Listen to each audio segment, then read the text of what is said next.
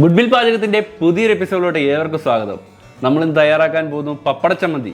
നമുക്ക് രാവിലെ പഴയകഞ്ഞിയുടെ കൂടെയും ഉച്ചയ്ക്ക് ചോറിൻ്റെ കൂടെയും രാത്രി ചൂട് കഞ്ഞിയുടെ കൂടെയും ഏത് സമയത്ത് ഏത് കഞ്ഞിയുടെ കൂടെയും ചോറിൻ്റെ കൂടെയും നമുക്ക് കഴിക്കാൻ പറ്റുന്ന ഒരു അടിപൊളി സാധനമാണ് പപ്പട ചമ്മന്തി. നിങ്ങളിതെല്ലാവരും മറക്കാതെ വീട്ടിൽ ട്രൈ ചെയ്ത് നോക്കുക. എന്നാൽ നമുക്ക് പാചകത്തിലേക്ക് കടന്നാലോ?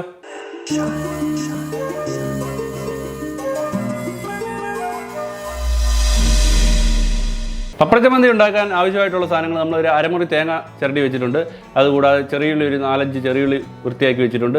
ഒരു ചെറിയ കഷ്ണം ഇഞ്ചി, പപ്പടം ഒരു 5 പപ്പടം നമ്മൾ കഷ്ണമായിട്ട് കണ്ടിച്ച് വെച്ചിട്ടുണ്ട്. അതുകൂടാതെ ഒരു ചെറിയ ഉരുള വാളംപുളി എടുത്ത് വെച്ചിട്ടുണ്ട്. കറിവേപ്പില എടുത്ത് വെച്ചിട്ടുണ്ട്. മസാലയായിട്ട് നമുക്ക് ലേശം ഉപ്പിൻ്റെ ആവശ്യം മാത്രമേ ഉള്ളൂ. നമുക്ക് തുടങ്ങിയാലോ? എണ്ണ നല്ല ചൂടായി വന്നിട്ടുണ്ട്. നമുക്ക് ഈ പപ്പടം ഒന്ന് ഫ്രൈ ചെയ്തെടുക്കാം.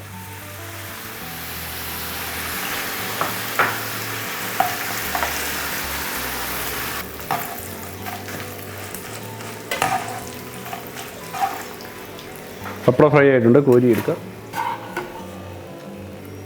നമ്മൾ ഈ വറ്റൽമുളകും ഇഞ്ചിയൊക്കെ ഒന്ന് ഫ്രൈ ചെയ്തിട്ട് നമ്മൾ ഈ പപ്പട ചമ്മന്തി ഉണ്ടാക്കുന്നത്. അന്നേരം ഫ്രൈ ചെയ്തുണ്ടാക്കുമ്പോൾ അതിൻ്റെ ടേസ്റ്റ് വേറെ. നമ്മൾ പച്ചക്കിട്ടുണ്ടാക്കുമ്പോഴും ഫ്രൈ ചെയ്തുണ്ടാക്കുമ്പോഴും ഒരു പ്രത്യേക ടേസ്റ്റ് ആയിരിക്കും ഫ്രൈ ചെയ്തിട്ടുണ്ടാക്കുമ്പോൾ. അപ്പോൾ നമ്മൾ ആദ്യമേ ഇത് വറ്റൽമുളകൊന്ന് ഫ്രൈ ആക്കി എടുക്കുന്നു. നമ്മളതുപോലെ ചെറിയുള്ളി ഫ്രൈ ആക്കി എടുക്കുന്നു. ചെറിയുള്ളിയുടെ ഫ്രൈ ആക്കി നമ്മൾ ആ മുളകിൻ്റെ കൂടെ തന്നെ ഇടുന്നു. ഇഞ്ചിയുടെ ഫ്രൈ ആക്കുന്നു. ഇഞ്ചി ഫ്രൈ ആക്കിയിട്ട് ഇഞ്ചിയുടെ കോരി എടുക്കാം. അതുപോലെ തന്നെ കറിവേപ്പില നമുക്കൊന്ന് ഫ്രൈ ആക്കി എടുക്കാം.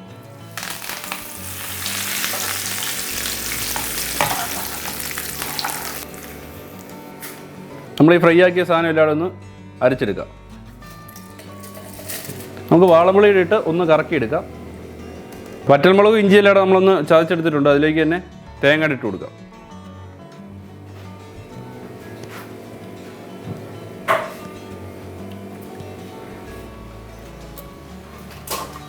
ചമ്മന്തി നമ്മൾ അരച്ചെടുത്തിട്ടുണ്ട്. ഇനി ഒന്ന് കടുകൂടെ പൊടിച്ച് സെറ്റാക്കി എടുക്കാം. ഒരു പാനിലൂടെ നമ്മൾ വെളിച്ചെണ്ണ ഒഴിച്ച് കൊടുക്കുകയാണ്.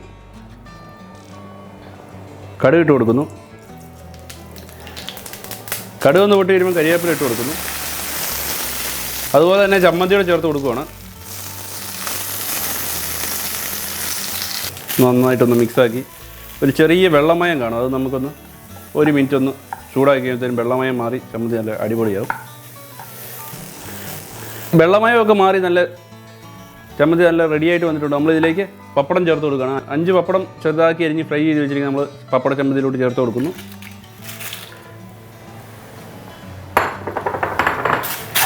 ഇതൊന്ന് മിക്സാക്കാം. ചെറുതായിട്ടൊന്ന് ഉടച്ചൂടെ കൊടുക്കാം.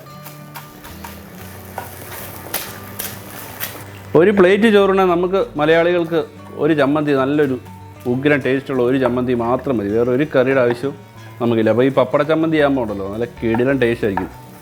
ചോറുണ്ണാനും കഞ്ഞി കുടിക്കാനും എല്ലാത്തിനും സൂപ്പർ ടേസ്റ്റ് ആയിരിക്കും. നമ്മുടെ ഈ പപ്പട ചമ്മന്തി വെച്ച് ചോറ് കഴിക്കുകയാണെങ്കിൽ 1 പ്ലേറ്റ് ചോറ് കഴിക്കുന്ന ആൾ 2 പ്ലേറ്റ് ചോറ് ഉറപ്പായിട്ട് കഴിക്കും. പപ്പട ചമ്മന്തി എങ്ങനെയുണ്ടെന്ന് ടേസ്റ്റ് ചെയ്ത് നോക്കാനായിട്ട് നമ്മുടെ ഒരു സുഹൃത്ത് വരും. സുഹൃത്തിനോട് ചോദിച്ച് നോക്കാം എങ്ങനെയുണ്ടെന്നുള്ള കാര്യം.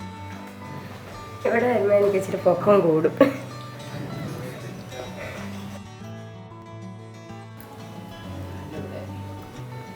ചേട്ടാ, ഇത് കപ്പയുടെ കൂടെ കഴിക്കാൻ പറ്റുമോ? ചെണ്ടമുറിയും കപ്പയുടെ കൂടെ നല്ല സൂപ്പർ ടേസ്റ്റ് ആയിരിക്കും. കഞ്ഞിയുടെ കൂടെ അടിപൊളിയായിരിക്കും. പഴങ്കഞ്ഞിയുടെ ഒക്കെ കൂടെ ഇച്ചിരി ഉണക്കമീനൊക്കെ ഇല്ലാത്തപ്പോൾ ഇങ്ങനെ ചമ്മന്തി ഉണ്ടാക്കി നോക്കിയാണല്ലോ നല്ല കിടിലൻ ടേസ്റ്റ് ആയിരിക്കും. കൊള്ളാം, എന്തായാലും നല്ല ടേസ്റ്റ് ഉണ്ട്. നമ്മുടെ ഇന്നത്തെ എപ്പിസോഡ് നിങ്ങൾക്ക് എല്ലാവർക്കും ഇഷ്ടമായെന്ന് വിചാരിക്കുന്നു. നിങ്ങളെല്ലാവരും ഇത് വീട്ടിൽ ട്രൈ ചെയ്ത് നോക്കുക. വെജിറ്റേറിയൻസിനൊക്കെ നന്നായിട്ട് ഇഷ്ടപ്പെടുന്ന ഒരു ചമ്മന്തിയാണ്. ഞങ്ങളുടെ ചാനൽ ഇഷ്ടപ്പെട്ട് കഴിഞ്ഞാൽ ലൈക്ക് ചെയ്യുക, ഷെയർ ചെയ്യുക, കമൻറ്റ് ചെയ്യുക, സബ്സ്ക്രൈബ് ചെയ്യുക. വീണ്ടും മറ്റൊരു എപ്പിസോഡിൽ കണ്ടുമുട്ടാം. Signing off Tijo from goodwill പാചകം.